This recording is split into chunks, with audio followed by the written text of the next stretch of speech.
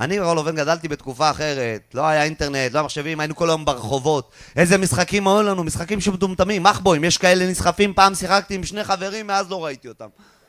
גם יש כל מיני הגבלות, מי שאחוריי הוא מלפניי, הוא מצדדיי, איפה נשאר לך להתחבר? רק באוויר אתה יכול לעמוד.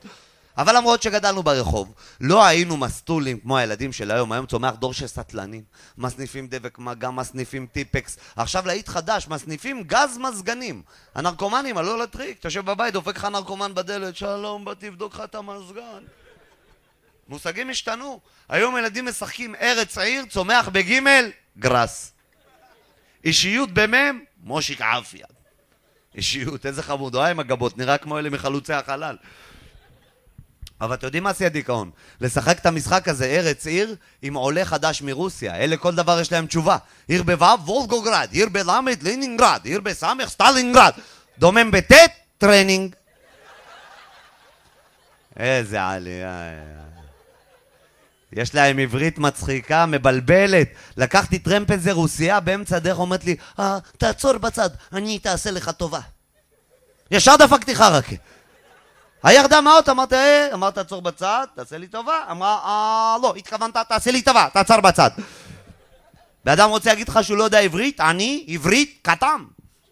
אבל, בטח שמתם לב, שיש מילים בעברית שהם למדו באולפן, ורק הם משתמשים בהם. אף אחד אחר בארץ לא משתמש בשפה הזאת. אתה שומע כל מיני שיחות כאלה, אני ראית שם מכות, הוא הרביץ לו, כהוגן.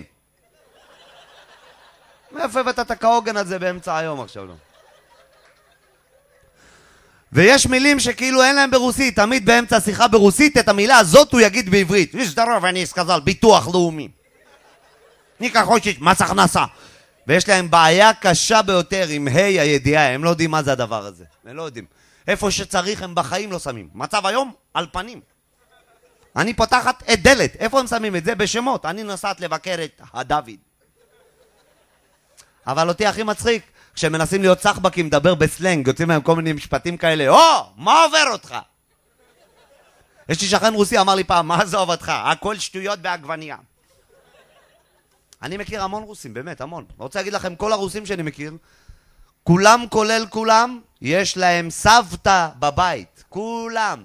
זה משהו מדהים, הם סוחרים בית עם הסבתא בפנים. אתה בא לראות הבית, אומר לך חדר שינה, סלון, סבתא, מטבח, זה חלק מהראות.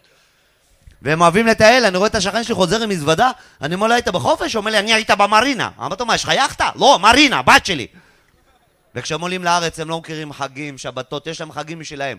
סילבסטר, 1 במאי יום פועלים, 8 במרץ יום אישה בינלאומי, 4 באפריל יום הטרנינג. את החגים שלנו הם לא מכירים. יום הכיפורים בצהריים, אני הולך לטייל, אני רואה אחד בתחנה, צועק לי, תגיד, מתי אתה בוס? מ8 בבוקר אני פה. אבל שמתי לב שיש מלא מרוקאים עם רוסיות. מדליק, יצאו ילדים עצבנים עם טרנינג.